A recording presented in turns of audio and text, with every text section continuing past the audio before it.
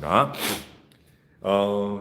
지난 몇 번의 토요일 우리 회개를 통해서 이 요한복음 예수님은 누구신가에 대한 질문, 그리고 당대에 많은 유대인들이 그러한 질문을 가지고 예수님께 나왔고 그 질문에 대한 대답으로서 이 말씀을 우리가 상고할 필요성이 있다라고 몇 번 말씀드렸습니다.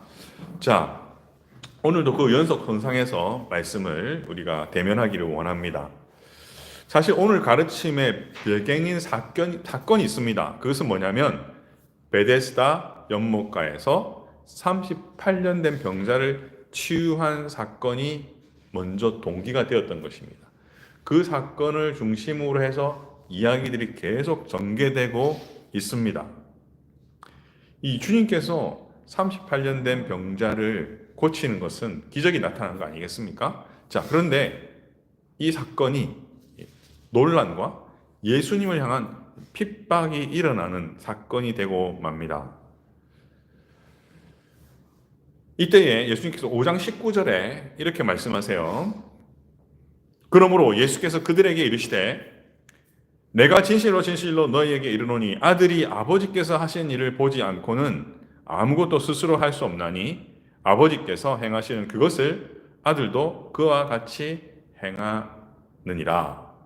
자, 지금 이 치유의 사건이 예수님이 그냥 하신 것이 아니라 아버지께서 허락하시고 아버지께서 보이시고 아버지께서 나타내신 일이다, 이렇게 증거하십니다. 그래서 예수님이 지금 하시는 일 자체에 대한 의미를 말씀하셨죠. 자, 근데 이것이 왜 논란거리가 됐냐고 하면 안식일 날 이 치유의 사건이 일어났기 때문입니다. 유대인들이 무엇을 주장했죠? 여러분 혹시 어떻게 예상이 되십니까? 아니, 안식일 날 어떻게 치료하는 일을 할 수 있느냐? 이것이 유대인들의 주장이었습니다. 그래서 어떤 현상이 일어나냐면 상황을 5장 16절과 18절은 이렇게 얘기해요. 자, 우리 다 같이 한번 읽어볼까요? 5장 16절에서 18절 시작. 그러므로 안식일에 이러한 일을 행하신다 하여 유대인들이 예수를 박해하게 된지라. 예수께서 그들에게 이르시되 내 아버지께서 이제까지 일하시니 나도 일한다 하시매 유대인들이 이로 말미암아 더욱 예수를 죽이고자 하니 이는 안식일을 범할 뿐만 아니라 하나님을 자기의 친아버지라 하여 자기를 하나님과 동등으로 삼으심이러라. 여러분 지금 이해가 되시죠? 네. 지금 유대인들이 정죄합니다. 안식일에 사람을 치료하는 일을 하다니. 그때 예수님께서 말씀하시죠. 아버지께서 지금도 일하시니 나도 일을 한다, 이렇게 말했습니다. 근데 이 결과는 뭡니까? 유대인들이 박해할 뿐만 아니라 예수님을 죽이려고까지 한다는 겁니다. 우리가 이 상황을 이해할 필요가 있습니다. 자, 안식일을 범해서 병든 자를 고쳤을 뿐만 아니라 하나님을 친아버지라고 불렀기 때문에 신성모독이다, 이렇게 해서 예수님을 죽이려고 하는 것입니다. 자, 이들은 예수님이 누구이신가에 대한 관심으로부터 시작해서 예수님께 주목하기 시작했고요. 또 예수님이 어떤 일을 하셨을 때 하나님의 일을 드러내셨는데 이것에 대한 사람들의 반응을 우리가 보고 있다는 것입니다. 여러분, 예수님이 누구이신가를 입증하는 몇 가지가 있습니다. 첫 번째는 무엇입니까? 우리가 지금까지 살펴본 것처럼 예수님이 성육신 하셔서 이 땅에 오셔서 나타내신 일들을 통한 것입니다. 쉽게 얘기해서 기적과 같은 것이죠.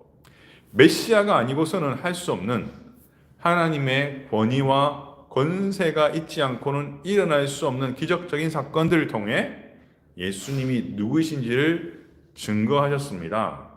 자, 그래서 어저께 본문 36절은 이렇게 얘기해요. 내게는 요한의 증거보다 더 큰 증거가 있으니 아버지께서 내게 주사 이루게 하시는 역사, 곧 내가 하는 그 역사가 아버지께서 나를 보내신 것을 나를 위하여 증언하는 것이다. 예수님이 말씀하십니다. 그렇죠? 그런데 이 하나님의 일, 아버지께서 이루는 역사, 이것은 그냥 일로만 의미가 있는 게 아니에요. 사실은 특별히 이미 선지자들로 예언하게 하신 말씀이 성취되는 것을 통해서 복수 증명을 하십니다. 제가 복수 증명이라는 단어를 사용했는데요. 여러분, 우리 잘 알잖아요. 유대 사회에서 증인이 되려면 최소 2명이 돼야 된다. 그죠? 한 증인은 누구입니까? 선지자들의 예언한 말씀. 또 다른 증인이 뭡니까? 그 일이 이루어지는 것. 그죠? 예언된 말씀이 현장에서 이루어지는 그 말씀의 성취로 예수님이 누구인가? 그리스도다, 메시아다 라는 것을 증거하고 있다는 것입니다. 그리고 나서 오늘 우리가 읽었던 본문 말씀으로 우리가 도달하게 됩니다. 자, 요한복음 5장 39절인데요. 우리 다시 한번 한 목소리로 읽겠습니다. 시작. 너희가 성경에서 영생을 얻는 줄 생각하고 성경을 연구하거니와 이 성경이 곧 내게 대하여 증언하는 것이니라. 보세요. 하나님의 일이 나타났고 이 하나님의 일이 이미 예전에 예언되었던 그 말씀이 성취되는 일인데 사람들은 뭐죠? 율법을 만들어놨죠. 율법주의를 만들었죠. 그 말씀을 근거로 그들만의 율법을 만들었어요. 이것이 율법주의죠. 자, 그래서 그것을 근거로 예수는 메시아가 아니야 라는 결론에 이른 거예요. 지금 이 유대인들은. 그쵸? 이 아이러니지 않습니까? 자, 이것에 대해서 예수님이 말씀하시는 거죠. 너희가 성경에서 영생을 얻는 줄 생각하고 성경을 연구하거니와 이 성경이 곧 내게 대하여 증언하는 것이다. 이 성경의 예언과 이 예언이 성취되는 하나님의 일들 통해서 나를 증언하는 것인데 너희들이 그걸 믿지 못하고 있구나 라고 지금 예수님 말씀하고 계십니다. 여기서 성경에서 영생을 얻는다라고 할 때 이 영생은 영원한 생명, 어떤 상태를 말하는 건데요. 우리가 그냥 단순히 죽어서 영원히 산다 이런 말을 의미하는 것이 아니라 활력이 있는 상태, 건강하고 행복하고 열정과 활기가 가득한 그런 상태를 나타내는 말이에요. 그래서 성경을 통해서 우리는 활력을 얻고 생기를 얻고 행복을 얻고 열정을 회복하게 된다는 거예요. 근데 우리가 지금 그렇지 못하는 것입니다. 자, 그래서 주님이 이어서 평가를 하시는데 5장 40절에 보니까 너희가 영생을 얻기 위해 내게 오기를 원하지 아니하는도다. 여러분, 예수님이 누구입니까? 영생 그 자체이세요. 자체이십니다. 그리고 말씀 그 자체이신 그분이 이 땅에 오신 것이다. 요한복음 1장 1절에서 선포하지 않았습니까? 자, 근데 이들이 영생 그 자체이시고 말씀 그 자체이신 그분이 왔음에도 그분의 현장에서 그분의 하는 일들을 봄에도 불구하고 논란과 정죄가 일어나고 박해와 심지어 죽이려고 하는 일에 이르게 됩니다. 자, 그 이유를 예수님이 밝히세요. 그들 안에는 잘못된 동기가 있었기 때문입니다. 42절입니다. 42절 다 같이 읽겠습니다. 시작. 다만 하나님을 사랑한 것이 너희 속에 없음을 알았노라. 말씀 그 자체이시고 하나님의 역사 그 자체를 성취하시는 그분이 왔음에도 박해하고 죽이려고 하는 그들 안에 있는 그 결과에 이르게 한 동기가 뭐라고요? 하나님을 사랑하는 마음의 중심 태도가 결여됐기 때문입니다. 여러분, 하나님 우리에게 주신 계명의 핵심은 뭡니까? 첫 번째, 하나님 사랑. 두 번째, 이웃 사랑이죠. 지금 38년 된 병재가 치유함을 받았어요. 이웃 사랑의 관점에서 축하하고 영광 돌리고 기뻐할 일 아니겠습니까? 근데 이것을 통해서 사람들은 정죄해요. 비판해요. 그 이유는 무엇이다? 하나님을 사랑하는 마음을 가지고 있지 않기 때문이다. 자, 왜 이 사람들은 이런 지경에 빠졌을까요? 자, 44절입니다. 너희가 서로 영광을 취하고 유일하신 하나님께로부터 오는 영광은 구하지 아니하니 어찌 나를 믿을 수 있겠느냐. 자, 서로의 영광을 취한다. 이게 뭘까요? 이스라엘이 망했습니다. 바벨론 포로로 잡혀갑니다. 잡혀가서 이들이 반성을 해요. 우리가 하나님을 제대로 섬기지 않았다. 제대로 섬기지 않은 두 가지를 파악합니다. 첫 번째, 하나님을 향한 예배를 우리가 제대로 드리지 않았다. 두 번째, 우리가 하나님의 말씀을 지키지 않았다. 그래서 이들이 회복 운동을 하죠. 그 회복 운동의 결과가 느헤미야와 같은 또 학사 에스라와 같은 그런 사람들의 사역이었습니다. 그런데 이것에서 치우쳐 이들은 하나님을 사랑하고 이웃을 사랑하는 말씀과 예배의 중심점을 잃어버리고 무엇을 만들었냐? 율법주의를 만들었어요. 자, 우리가 말씀을 잘 지키기 위해서 어떻게 해야 되는 지침을 만들자. 자, 안식일 날 일하면 안 돼. 그러면 안식일 날 우리가 몇 마일까지는 걸어갈 수 있는 거야? 동기는 좋았는데요. 이 사람들이 자신들의 지혜와 자신들의 기준으로 율법을 만들어 버렸죠. 자, 그 만든 이유는 무엇입니까? 자기 중심적인 거예요. 하나님 사랑, 이웃 사랑이라는 본질을 잃어버린 채, 이것을 지킴으로 나는 율법을 지켰어! 라고 하는 자기 만족적이고 자기 중심적인 율법을 만들어서 그것을 율법주의화 시켰기 때문에 이런 일들이 일어나게 된 것입니다. 그래서 서로 율법을, 이거는 우리가 같이 지키면 이건 율법을 지키는 거야. 정해놓고 그 율법을 지키는 사람에게 서로 영광을 돌리는 거죠. 너는 믿음을 잘 지켰어. 서로 칭송하고 서로 인정해 주죠. 야, 너는 하나님을 향한 믿음은 좋은 사람이야. 자, 이것이 44절이 말하는 것입니다. 너희가 서로 영광을 취하고, 뭐죠? 영생을 알게 하는 말씀을 자기의 영광을 취하는 말씀으로 바꿔버린 거예요.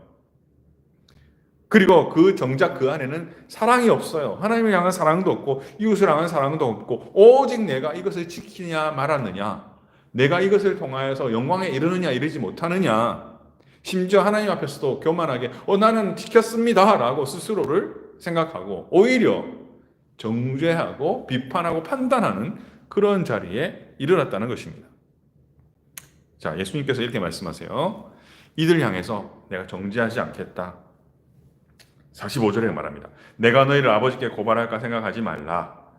너희를 고발하는 이가 있으니 곧 너희가 바라는 자 모세니라. 예수님 자신에 대해서 비판하고 정죄하고 박해하고 죽이려고까지 하는 이들을 충분히 정죄하실 권세와 지위를 가지고 계십니다. 그러나 그렇게 하지 않겠다고 하세요. 그런데 예수님 뭐라고 역설적으로 말씀하시냐면 오히려 모세의 기록들, 너희들이 이 율법지를 만들 때에 사용했던 그 원천이었던 모세의 오경, 토라 그 자체가 너희들을 고발할 것이다. 왜? 말씀의 본래의 의미를 상실하고 자기 탐심에 빠져 자의적으로 말씀을 왜곡하고 또 다른 율법을 만들어내어서 자기 우상화, 자기 영광 돌리기에 빠진 그것이 너희들을 고발하게 될 것이다. 그들은 말씀의 본래 의미를 깨닫지 못했기 때문에 메시아이신 주님이 오셔서 하는 일, 가르치시는 말씀, 그것을 기록해 놓은 말씀, 그것이 성취되는 말씀을 깨달을 수도 없고 믿을 수도 없고 받아들일 수도 없었습니다. 결국은 그들은 예수님을 받아들일 수 없었습니다. 사랑하는 말씀을 맺겠습니다. 우리도 주의함이 마땅합니다. 내가 예수님을 믿어 구원을 얻었습니다 라고 하면서 이 복음 안에서 우리에게 주신 이 자유의 삶을 너무나 자의적으로 해석하는 경향이 오늘날 현대사의 팽배해 있습니다. 이 복음을 아전인수적인 해석을 하는 것들이 너무나 많이 있습니다. 또한 이 복음 안에서 있는 이 자유하는 삶을 가지고 유대인들이 그랬던 것처럼 또 율법주의를 기독교적 율법주의를 만들어서 오히려 다른 사람을 정죄하고 비판하고 하는 일들이 현대교회 안에 있습니다. 이렇게 복음을 축소화시키고 복음을 상대화시키고 복음을 개인주의화시키는 것은 아주 위험합니다. 왜 그럴까요? 유대인들이 빠졌던 오류와 동일한 오류에 빠지기 때문입니다. 그러한 태도와 그러한 적용은 하나님의 사랑을 상실해요. 이웃을 향한 사랑을 상실해요. 복음 안에서 개인주의를 추구하고 복음 안에서 상대주의를 가진다는 것은 뭐냐? 이웃 사랑을 상실하는 거예요. 그리고 이웃 사랑의 본질과 핵심이신 하나님의 사랑을 잃어버리는 것입니다. 시간과 상황은 다른 것 같지만 동기와 결과는 똑같은 거예요. 오늘 이 말씀 속에서 우리 자신의 모습을 경계하고 성찰하고 우리가 그런 오류에 빠지지 않도록 말씀의 자리에 나와서 우리를 살피는 저와 여러분이 되기를 간절히 소원합니다. 이런 기도의 자리에 나가기 원합니다. 오늘 기억하면서 기도의 자리에 나가겠습니다.